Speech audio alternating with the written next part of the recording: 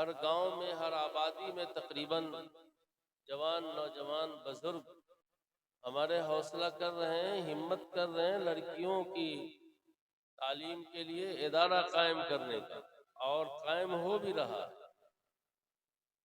تعلیم تو ماشاءاللہ ہو ہی جاتی ہے اور دیتے ہی ہیں، لیکن اچھی اور خوبصورت اور بہتر تعلیم کے ساتھ ساتھ اچھی تربیت بہت ضروری ہے۔ اور اچھی تربیت اس وقت تک نہیں ہوگی جب تک خود ذمہ دار ادارہ اور ادارہ میں کام کرنے والی خواتین اس کی اچھی تربیت نہ ہو۔ اس لیے بچی کو مدرسے میں دینے کے حوالے سے میرا اپنا ذاتی موقف یہ ہے کہ میں مدرسے سے زیادہ اس کے گارجین کو دیکھتا ہوں کہ ان کا گارجین کس معیار کا ہے۔ مدرسے کا جو ذمہ دار ہے اور مدرسے میں جو پڑھانے والے لوگ ہیں ان کا معیار کیا ہے، ان کا مذہبی معیار کیا ہے، ان کا دینی معیار کیا ہے، ان کی خود طرز زندگی کیسی ہے، اس کے بعد ہی میں کہتا ہوں کسی بچی کو مدرسے میں ڈالو۔ ورنہ تو حضرت مولانا شفیع تھانوی رحمۃ اللہ علیہ کا موقف تو لڑکیوں کے ہاسٹل کے قیام کے سلسلے میں کبھی نہیں رہا مثبت۔ وہ کہتے تھے بچی کو پڑھاؤ لیکن اس کا ہاسٹل نہ بناؤ، لیکن زیادہ سے زیادہ لوگ یہ کہہ سکتے ہیں کہ یہ اس وقت کی بات تھی، اب حالات دوسرے ہیں، اس لیے بچیوں کا دارالاقامہ بھی قائم کیا جاتا ہے۔ کیجئے، ملک بھر میں ہو گیا، ملک سے باہر بھی ہے، لیکن اس کی تعلیم کے ساتھ ساتھ اس کی اچھی تربیت کیجیے۔ تعلیم آپ اچھی دیجیے گا تو اس کا امتحان ششماہی اور سالانہ آپ کے مدرسے کے استاذ لے لیں گے یا دوسرے مدرسے سے جن اساتذہ کو آپ بلائیں گے وہ لے لیں گے، لیکن جب تربیت اچھی کیجیے گا تو اس کا امتحان بیٹی کی ماں بھی لے گی، بیٹی کا باپ بھی لے گا، اور جب اس کی شادی ہو جائے گی تو اس کا شوہر بھی لے گا، اس کی ساس بھی لے گی۔ کہ کہا جاتا ہے کہ یہ بچی عالمہ ہے، واقعی یہ عالمہ ہے یا نہیں، یا بروزن ظالمہ ہے؟ عالمہ ہے یا بروزن ظالمہ ہے؟ یہ ہے کیا؟ یہ تو تربیت کے لیے کوئی سوال تو چھپ کے نہیں آئے گا، تربیت کے لیے کوئی الگ سے ٹیچر تو نہیں آئے گا، لیکن جب وہ بچی پڑھ کر کے جائے گی تو اس کی تربیت ہی کا امتحان ہوگا کہ وہ پہلے میرے گھر میں جس طرح سے تھی اس سے اچھی حالت میں میرے یہاں لوٹی ہے یا نہیں لوٹی ہے۔ ایسا تو نہیں ہے کہ میں نے جس انداز میں ان کو بھیجا تھا تعلیم کے اعتبار سے تو اچھی آ گئی لیکن تربیت کے اعتبار سے وہ خراب ہو گئی ہے۔ اگر ایسا ہوتا ہے تو پھر اس بچی سے بھی کوئی بہت زیادہ اچھی امید نہیں رکھی جا سکتی۔ اس لیے خواتین کے ذریعے سے اگر سماج، معاشرہ، سوسائٹی کی صلاح اور بہتری چاہتے ہیں تو جہاں اس کی تعلیم پر ہم اور آپ متوجہ ہیں وہیں ان کی تربیت پر بھی ہم کو توجہ کرنے کی ضرورت ہے۔ اللہ تعالیٰ نے قرآن کریم میں عورتوں کے بارے میں فرمایا کہ تم اپنے گھر میں ٹھہرو۔ تمہارا جو گھر ہے نا وہ در حقیقت تمہاری ریاست ہے اور تم اس ریاست کی ملکہ ہو۔ چنانچہ وہ اپنے ملکہ ہونے کا ثبوت مختلف مواقع پر دیتی ہے۔ کبھی اگر اس گھر کی چمچی یا اس کی چائے کی پیالی یا کوئی چھوٹا سا پیالہ اگر کسی کے پڑوس گھر میں چلا گیا تو گھر کی عورت اس کو بہت تلاش کرتی ہے۔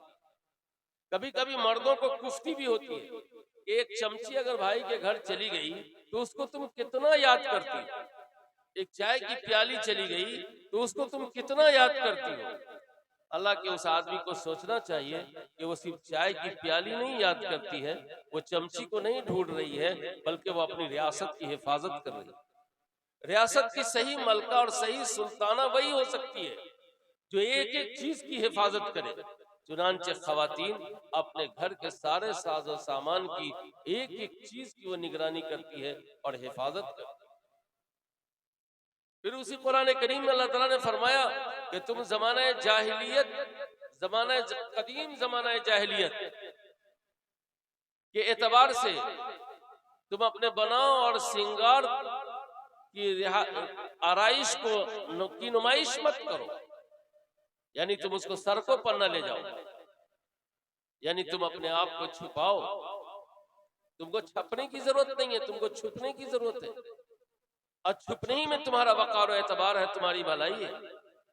لیکن آج یہ بہنیں، یہ خواتین اب چھپنے سے تو رہ گئی، لیکن مردوں کو ایک حکم ہوا قرآن کریم میں، اور سب سے پہلے حکم ہوا کہ عورت تو نقاب لگائے گی ہی، مردوں کو بھی نقاب لگانا چاہیے، لیکن اس کا نقاب یہ بلیک کلر کا اور وائٹ کلر کا اور بلو کلر کا نہیں ہوگا، اس کا نقاب خود آنکھ کے اوپر ایٹومیٹک جھالر ہے۔ جب کوئی اجنبیہ سامنے آئے تو فوراً مردوں کو چاہیے کہ اپنی نگاہ نیچی کرے، لیکن مرد خود اپنی آنکھوں پہ پردہ کرنے کو تیار نہیں ہے، اور وہ منظر کشی کرتا ہے بازار کی، وہ منظر کشی کرتا ہے شہر کی، وہ منظر کشی کرتا ہے فلائٹ کی، وہ منظر کشی کرتا ہے دوسری جگہوں کی۔ کیوں کرتا ہے؟ اس لیے کہ قرآن نے جو اس کو حکم دیا تھا کہ تم اپنی نگاہوں کی حفاظت کرو، مرد اس کو آزاد کر دے۔ مردوں نے یہ سمجھا کہ پردہ صرف عورت کے لیے، پردہ مردوں کے لیے نہیں ہے۔ مردوں کو بھی چاہیے کہ وہ اگر آ گئی بازار میں، آپ نے دیکھا کہ آپ نے دیکھ دیکھ کر کے اس کا ویلو بڑھا دیا، اس کو دیکھنے والا نہیں ہوگا تو وہ تھوڑا کنٹرول میں رہے گی، اس کو مارکیٹ میں دیکھنے والے لوگ بہت ہیں، اس لیے وہ ان کنٹرول ہوتی جا رہی ہے۔ تو ہمارا تو احتیاط ختم ہو گیا، جب ہمارا احتیاط ختم ہو گیا تو عورتوں کا احتیاط کہاں باقی رہے؟ ذمہ داریاں تو دونوں کے حوالے تھے، دونوں کے حوالے تھے۔ وہ ریاست کی حفاظت کرتی ہے، اور گھر میں رہنے کا حکم فرمایا گیا، اور اس کے بعد بناؤ سنگار اور آرائش کی نمائش سے روکا گیا، اور پھر آگے فرمایا گیا کہ جب یہ دو کام ہوگا تو تیسرا کام بھی کرنا ہے، کیا؟ نماز قائم کریں، زکوٰۃ ادا کریں، اللہ اور اس کے رسول صلی اللہ علیہ وسلم کی اطاعت کریں۔ اللہ یہ چاہتا ہے کہ پیغمبر کی ازواج مطہرات کو خوب پاک کر۔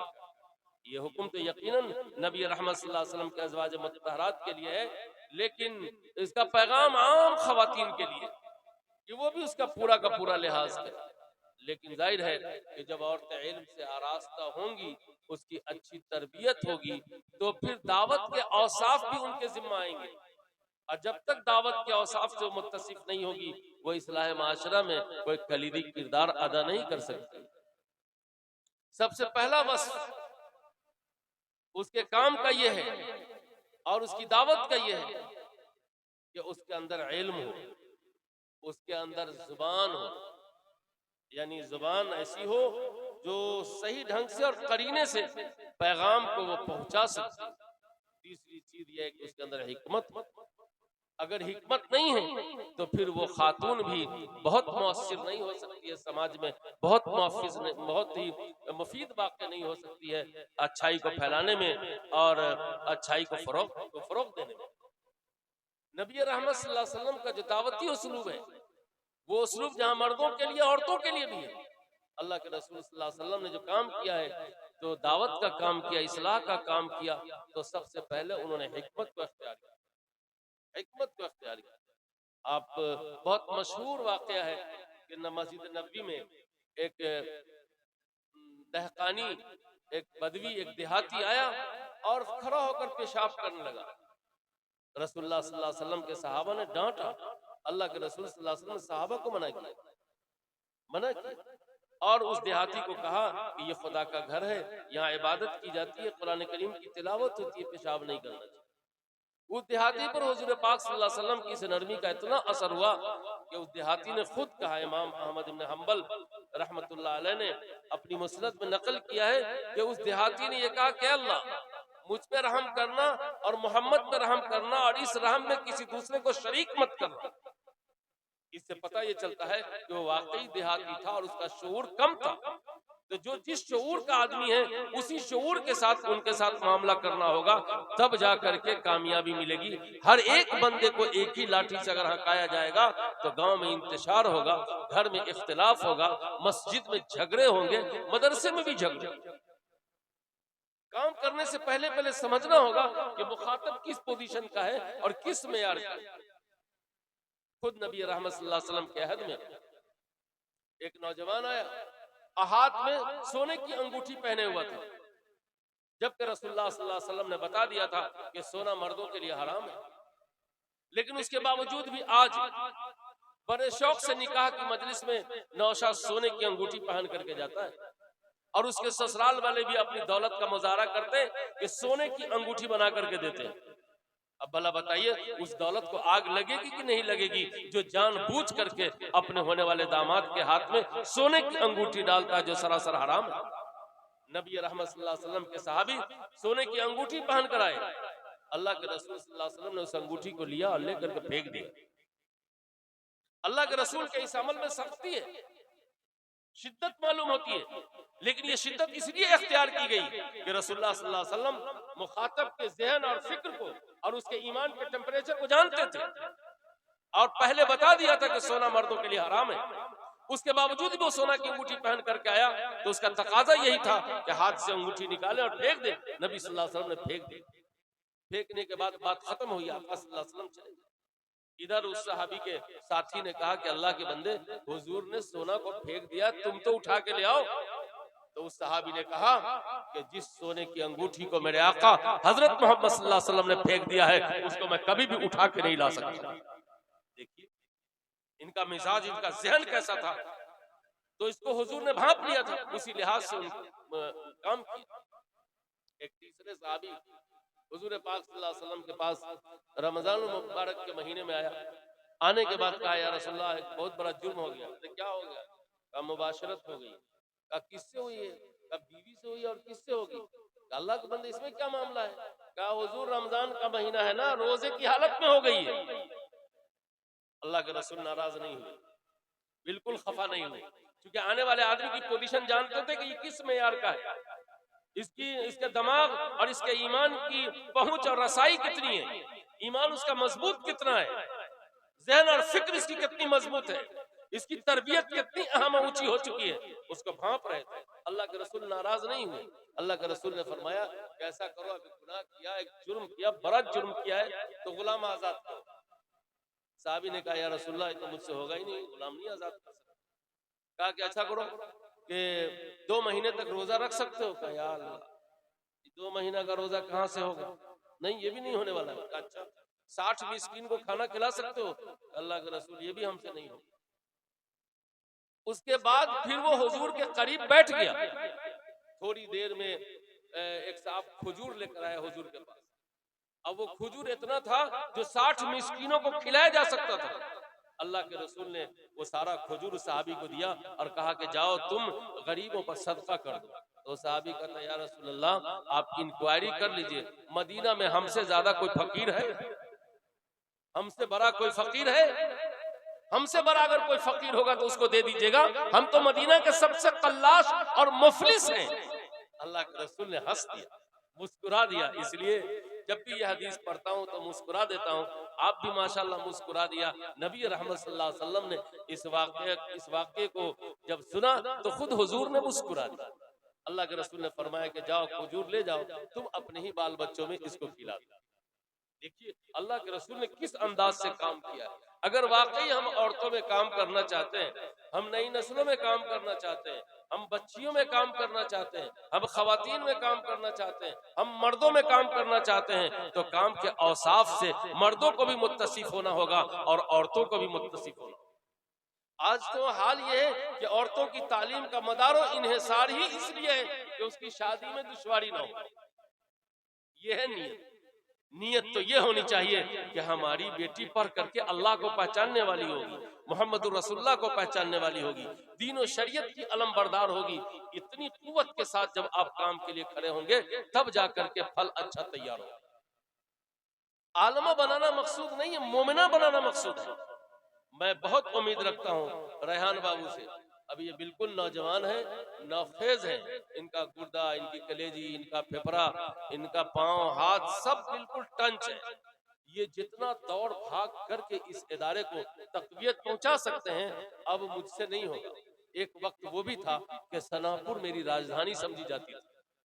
سناپور کے تو اب لوگ ہیں نہیں یہاں، ایک ماسٹر صاحب کو میں دیکھ رہا ہوں یہ لوگ کہتے تھے کہ سناپور مولانا کی راجدھانی، کھاتا تھا کبھی شکرپور میں ہاتھ سکھاتا تھا یہاں، کبھی کھاتا تھا یہاں ہاتھ سکھاتا تھا شکرپور میں، اور کتنی راتیں ہماری یہاں گزری ہیں، اب کتنے بچوں کا اور بچیوں کا ہم نے امتحان لیا ہے، ایسی ایسی بچیاں، آپ کے سب کی شادی ہو گئی ہوگی، سب کے بچے ہوں گے، اللہ ان سب کو خوش رکھے، ہرا بھرا رکھے۔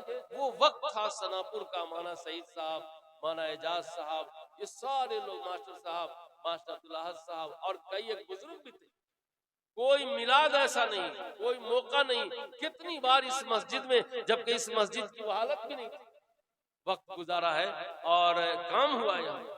تو کام حکمت کے ساتھ اگر کریں گے، دانائی سے کریں گے، فراست سے کریں گے، صبر سے کریں گے، شکر سے کریں گے، عمل سے کریں گے، کردار سے کریں گے، محبت سے کریں گے، تو یقیناً کام ہوگا۔ اور ریحان بابو ایک نیا انجن ہے، جب نیا انجن کسی ادارے کو مل جائے گا تو وہ ادارہ یقیناً آگے بڑھے گا۔ میں بڑی اچھی امید رکھتا ہوں کہ لڑکیوں کا ادارہ علاقے میں ماشاءاللہ چھوٹا بڑا ہے، بعض بچیوں کے ادارے بہت اچھے ہیں جو بہت اچھا کام، منصوبہ بند کام کر رہے ہیں۔ یہ اچھے ادارے کو اپنا نمونہ بنائیں اور بہت فکر کے ساتھ کام کریں۔ بچیوں کو پڑھانے کے سلسلے میں محرم اور غیر محرم کا مسئلہ بڑا اہم ہے۔ جب تک کہ ان کے گھر کی خود خواتین یا کوئی ایسی عورت ان کو نہ مل جائے جو محرم کی حیثیت رکھتی ہو، تو اس کے بغیر شاید بچیوں کا کام کرنا بھی سہل اور آسان نہ ہوگا۔ نام بھی انہوں نے بہت پیارا رکھا ہے، سلمہ للبنات۔ پتہ نہیں سلمہ ام المومنین ام سلمہ کی طرف نسبت ہے؟ اگر ام المومنین ام سلمہ کی طرف نسبت ہے تو ریحان بابو بہت ڈرنا چاہیے، اس ادارے کو کسی ایسے حادثے سے دوچار کبھی نہ ہونا پڑے کہ دنیا یہ کہے کہ وہی سلمہ کے مدرسہ میں ایسا ہو لے، تو سلمہ کا نام کی عزت و عظمت پر اثر آئے گا۔ اس لیے اس نام کا بھی احترام کریں۔ لوگ بڑی تیزی کے ساتھ خدیجہ للبنات، حفصہ للبنات، صفیہ للبنات، سلمہ للبنات، عائشہ للبنات نام رکھتے ہیں، مبارک ہو یہ نام، لیکن نام رکھنے کے دن یہ بھی سوچیں کہ کس ذات اقدس کا نام رکھا جا رہا ہے، اس کے تقدس کو کہیں سے آنچ نہ آنے پائے۔ اگر اس نام کے تقدس کو آنچ آیا تو میں سمجھتا ہوں کہ روئے زمین پر ایک بڑا حادثہ ہوگا، بڑا حادثہ ہوگا۔ اللہ تعالیٰ اس حادثے سے تمام محترم نام کے سے متعلق کاموں کی اور اس نام کی حفاظت فرمائے اور کام کرنے والے کی حفاظت فرمائے۔ کام کرنے والے ساتھیوں کو 3 دور سے گزرنا ہے۔ ریحان بابو کو یہ بھی اچھی طرح سوچ لینا چاہیے۔ پہلا دور، جب کام شروع کریں گے تو لوگ ہاتھ کھینچنے کے بجائے آپ کا ٹانگ کھینچیں گے، نہیں گھبرائیے۔ مزاج ٹانگ کھینچنے کا نہیں، مزاج ہاتھ کھینچنے کا بنانا چاہیے۔ جو قوم ٹانگ کھینچنے والی بنتی ہے وہ کھڑے آدمی کو منہ کے بل گرا دیتی ہے، اور جو قوم ہاتھ کھینچنے کا مزاج رکھتی ہے وہ پڑے آدمی کو اٹھا دیتی ہے، سنبھال دیتی ہے۔ لیکن جب کوئی دینی اور تحریکی کام کا آغاز ہوگا تو پہلے ٹانگ کھینچا جائے گا، بلکہ پہلے تو کوئی آدمی توجہ ہی نہیں دے گا، سرے سے توجہ نہیں دے گا، لیکن جب کچھ کام آگے بڑھائیے گا تو ٹانگ کھینچا جائے گا، اس سے گھبرانے کی ضرورت نہیں ہے۔ جب ٹانگ کھینچنے کا عہد ختم ہو جائے گا تو لوگ آپ کے ساتھ ہوں گے اور لوگ آپ کے معاون ہوں گے۔ ہر مخالفت اناد پر مشتمل نہیں ہوتا ہے، ہر اختلاف، ہر مخالفت اناد کی بات نہیں ہوتی ہے، بلکہ مخالفین کو بھی سوچنا چاہیے کہ جو لوگ مخالفت کر رہے ہیں کیا وہ ہمارے لیے خیر کا ذریعہ بن رہے ہیں یا نہیں بن رہے ہیں۔ گلاب کانٹوں میں ہوتا ہے، جب تک مخالفت آپ کی نہیں ہوگی خود آپ سونا نہیں بنیے گا، قیمتی نہیں بنیے گا، اس سے نہیں گھبرانا چاہیے۔ اللہ پر اعتماد کر کے، بھروسہ کر کے، نیک نیتی کے ساتھ، سچائی کے ساتھ، اچھائی کے ساتھ کام کرنا چاہیے۔ جو ہمارے اس گاؤں میں بڑے ہیں، بزرگ ہیں، چاہے وہ جس لائن کے بزرگ ہوں، علماء ہیں، ان سے رابطہ رکھیے، ان سے تعلق رکھیے۔ سیاسی و سماجی کارکنان ہیں، ان سے بھی رابطہ رکھیے، یہ ان کا بھی کام ہے، یہ ان کی بھی چیزیں ہیں، اس کو جوڑ کے چلیے۔ جوڑ کے چلنے میں بڑا نفع ہے، بڑا فائدہ ہے۔ تو ہر کام کرنے والے کو 3 دور سے گزرنا پڑتا ہے، کمی بیشی کے ساتھ یقیناً گزرنا پڑے گا۔ ایسا ہو ہی نہیں سکتا ہے کہ یہ حالات نہ آئے اور کام آگے بڑھ جائے۔ یہ ممکن نہیں ہے۔ اس علاقے سے میں خوب اچھی طرح واقف ہوں، یہ علاقہ دہندہ بھی ہے، یہ علاقہ خوشحال مرفہ حال بھی ہے، یہ علاقہ مضبوط بھی ہے، یہ علاقہ اگر کسی کام کو کرنے کے لیے ٹھان لیتا ہے تو اس کام کو انجام تک پہنچاتا ہے۔ یہ اس علاقے کی بڑی خصوصیت رہی ہے۔ مجھے امید ہی نہیں بلکہ یقین ہے کہ جو کام قاری ریحان صاحب نے کیا ہے، انشاءاللہ اپنی آبادی کے بڑے بزرگوں سے رابطہ رکھ کے، جوان نوجوانوں سے مل جل کر کے اس کام کو اچھے پیرائے میں آگے پہنچائیں گے، اور بچیوں کی تعلیم کے ساتھ ساتھ اس کی خاص تربیت پر توجہ دیں گے تو یقیناً یہی بچیاں انشاءاللہ اپنے گھر کو روشن کرنے کا ذریعہ بنیں گی۔ جب یہ خواتین پڑھتی ہیں تو اس کے علم کی روشنی گھر میں پہنچتی ہے، مرد جب پڑھتا ہے تو اس کی علم کا نور باہر جاتا ہے، گھر میں بہت کم رہ پاتا ہے۔ جتنے علماء ہیں سب باہر میں روشنی پھیلا رہے ہیں، جو عورتیں پڑھ لکھ کر کے گھر میں ہیں اسی کی روشنی سے گھر چمکے گا، گھر آگے بڑھے گا، گھر میں نور پھیلے گا، اور گھر کے اندر میں اسلامی دینی مذہبی تعلیمات فروغ پائے گا، ذہن بنے گا، اور ایمان و عقیدہ اچھا ہوگا۔ ایمان و عقیدہ بہت بنیادی چیز ہے۔ اللہ تعالیٰ ان کاموں کی ہم سب عمل کرنے کی قوت و ہمت نصیب فرمائے۔ اس ادارے کو اللہ بے حد قبول فرمائے۔ یہ آغاز کرنے جا رہے ہیں، ان کے آغاز کو اللہ نفع بخش اور مفید سے مفید تر بنائے، علاقے کی ضروریات کے لیے اس ادارے کو کافی کرے، اور ہر طرح اللہ پاک اپنی شان کریمی سے اس کی نصرت فرمائے، اس کی اعانت فرمائے۔